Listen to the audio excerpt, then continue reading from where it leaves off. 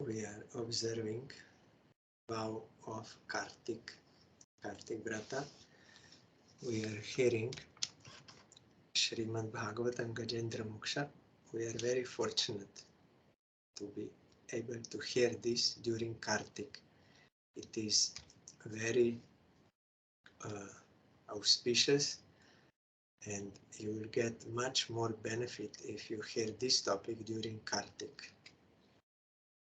Yesterday we heard Gajendra is singing the glories of Supreme Lord,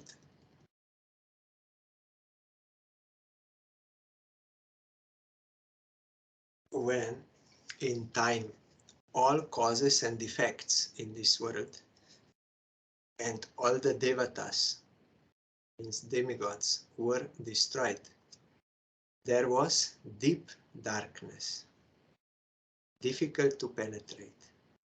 The Lord alone remained above this darkness. This verse explains that the Lord exists at all times. The Lord remains beyond the influence of the darkness produced during the time of destruction of the universe. Shruti says, Aditya Varnam Tamasah Parastat. The Lord shines like the sun beyond the darkness. From Shvetashatar Upanishad. Nayasya Deva Rishayah Padam Vidur Jantuh Punah Korhati Gantum Iritum Yatha Natasyakriti Bhir Vicheshtato Duratya Yanu Kramanah Sa Mavatu. Just as an ignorant person cannot understand the forms represented by a dancer, the devatas and sages do not know his swarup, and none among the ignorant people can understand or express his swarup in words. May that Lord protect me. Vishnu Chakravarti. This verse explains that the Lord is not understood by anyone. Recent people, ignorant people, cannot understand or talk about the Swarup, that is Padam, of the Lord. The form of the actor changes by using his fingers, hands, eyes, and glance to illustrate the words of a song which indicate things like the moon or a lotus. But these forms cannot be understood by a person ignorant of dancing. Similarly, the meaning of the Lord's actions cannot be understood by the ignorant. His actions cannot be understood. Duratyayanu Kramanah. Here example is given. Like in Bharatnatyam. I'm not very expert, but someone here is. In Bharatnatyam, they will express some mudras and eye movements and so many things to express certain point in a song or some lila or something. Then, but one who does not know this, he will not be able to understand what is this. And like this is one example. Another is like one actor in theater, like when Chaitanya Mahaprabhu did drama performance in Chandrasekharacharya's house in Mayapur, where Chaitanya Mat is now. He dressed in a costume and in such a way that even his own mother, Sachi Devi, could not recognize him. It was impossible. So in a similar way, no one can know even devatas, sages, or any conditioned soul, any ignorant people, they cannot know about Supreme Lord. He is beyond their comprehension. So, therefore, also none of them can speak about him, express his Swarup in words or anything. May that Lord protect me, because he is transcendental, so only those who have surrendered to him and Krishna revealed himself to them, they can only speak about Krishna, not anyone else. His actions cannot be understood.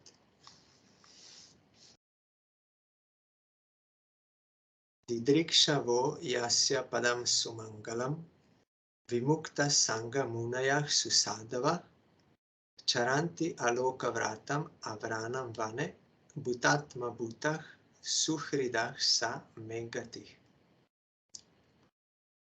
Desiring his auspicious lotus feet, persons who associate with devotees, proper sages, who see all beings as themselves and who are friendly to all, perform devotional vows without failure in the forest. That Lord is my goal. Vishwanath Chakravarti Thakur saying, though the Lord is invisible to all people, he becomes visible to the person who performs devotional vows. Those who desire the lotus feet of the Lord, who have given up material association, or those who take association with persons superior to liberated souls, that is, the devotees, Vimukta Sangha, practice vows beyond the Varna Ashram, means Aloka Vratam, without fear of falling, Avranam. And from Bhagavatam, one verse, Yan asthaya naro rajan na pramadyetata karhichit dhavan nimilya vanetre na skalen na patetiha. O king, one who accepts this process of devotional service will never be affected by pride. Even while running with eyes closed, he will never trip or fall.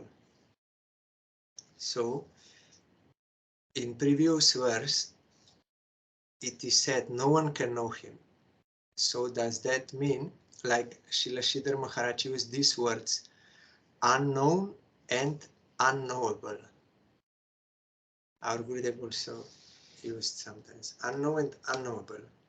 Once in Mumbai, there was one meeting organized by Theosophical Society, and Srila Sridhar Maharaj and our Parangurudev were invited there. So Sridhar Maharaj spoke, and there he said, he was speaking, that it is not possible to attain Supreme Lord because he is infinite. If finite us could attain infinite, then infinite would not be infinite anymore. He is unlimited, so it is not possible to attain him. He is unknown and unknowable. Then the time was over. Then the organizer who invited, because he invited Sridhar Maharaj in order to find some, because Gauriya Mats were spreading at that time, but there was none in Mumbai yet, in Bombay. So one person there said, why Bombay should be deprived? You should also make one mat here. And he said to Sridhar Maharaj, we have this society, so if you come, I will invite all the important people of the city. They will be acquainted with you and they can help you with the land and the money and everything. So then this organizer said that then why, because time was over, up to 9 only is possible. Then that person said, then why if Supreme North is unknown and unknowable, no one can attain him, no one can know him, why then you took sannyas, gave up household life and all enjoyments and renunciation, and you were practicing many things, if he is not attainable? Then Sridhar Maharaj said, you have given me limited time, so I could not yet speak about the other aspect. Then Sridhar Maharaj, means that organizer, said, then you speak more. Then Sridhar Maharaj told, it is true, if finite could know infinite, then infinite would not be infinite, unlimited. Logically. But on another side, if unlimited or infinite cannot make himself known to finite, then he is also limited. He cannot do this thing. So he would lose his infinite or unlimited position. So it is true that finite being, by his own efforts, trying to know him, he will never succeed. But he can know him by his grace.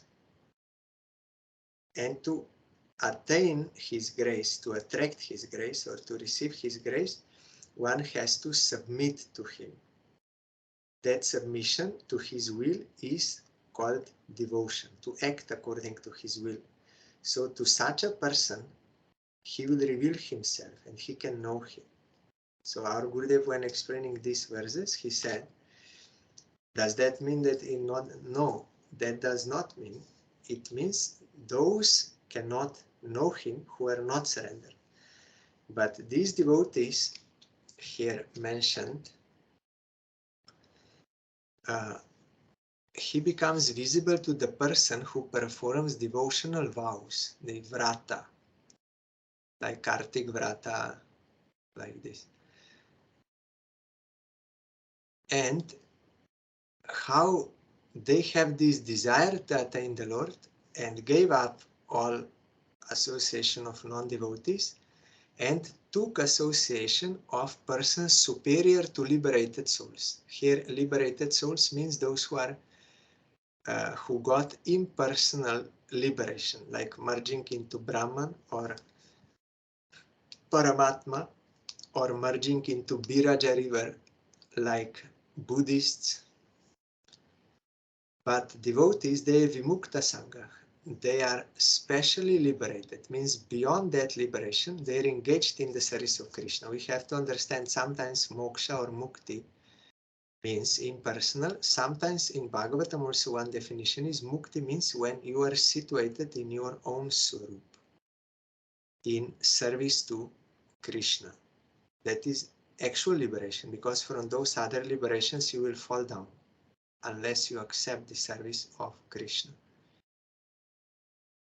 So they can know him, and they do such vows, such practices beyond the Varna ashram without fear of falling. Then these Bhagavatam verses, that one who accepts this process of devotional service will never be affected by pride. Even while running with closed eyes, he will never trip or fall. Our Gurudev explained, because Krishna is holding his hand. Like one child, he's on top of building.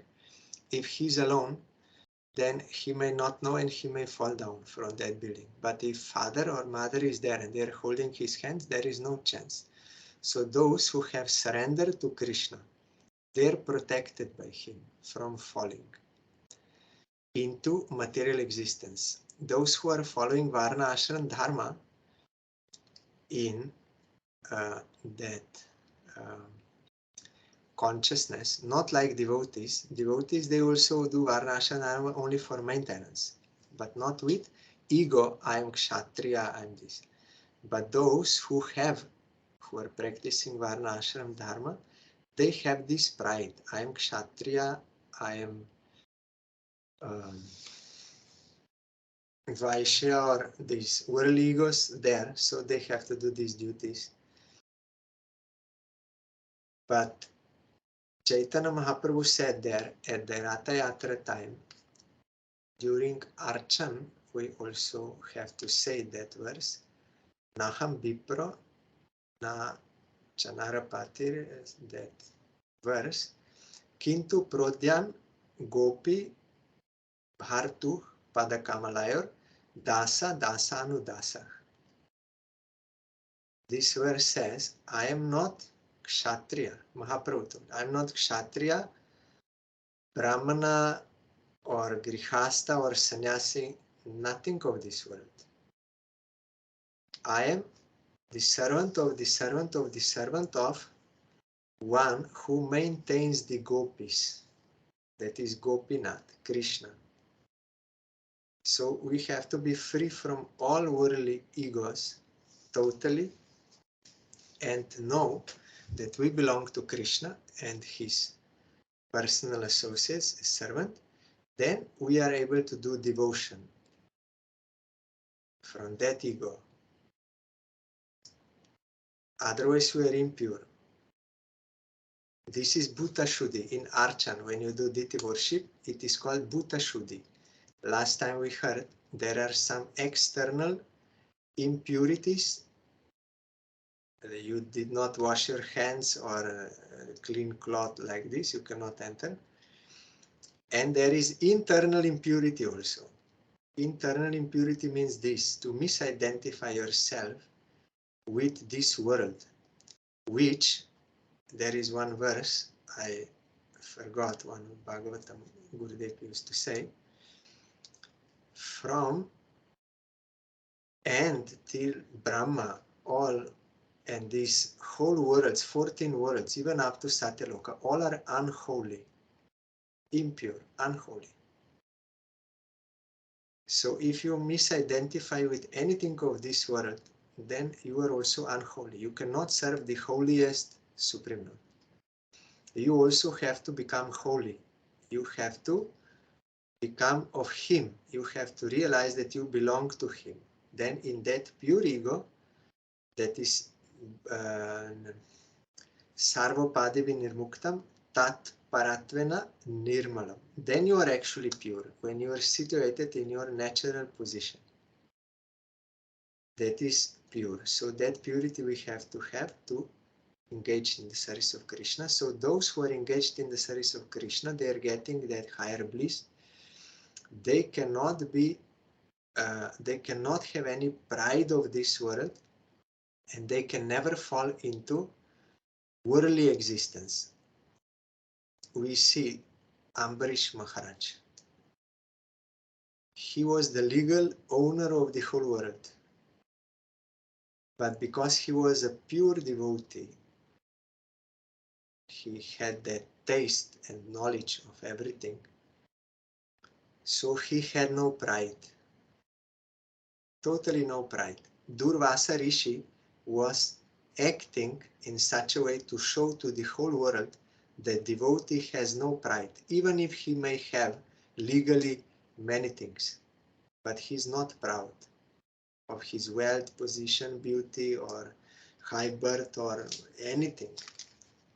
He knows everything belongs to Krishna. I also belong to Krishna. But Kshatriya, one with that ego, he will have pride. So here this in commentary, those who are pure devotees, they can see Supreme Lord. We daily utter that mantra from Rigveda, Tad Vishnu Paramang Padam Sada Pashyanti Sura Diviva Chakshuratatam. The pure devotees, Suraya, emancipated souls, they always Sada Pashyanti. They see the lotus feet of Supreme Lord by His grace. They are practicing devotion, and By that they are able to see. Rupa Goswami also told, Ata Shri Krishna Namadi Nabhavid Grajyam Indriya Sivanmukhi Jivado Swayameva Spuratada. One who will engage in his service by his pure devotee, Krishna will reveal himself to him. He can know and he can speak about Krishna from his own realization. Like Vyasadeva, he got his own realization, then he wrote Bhagavatam.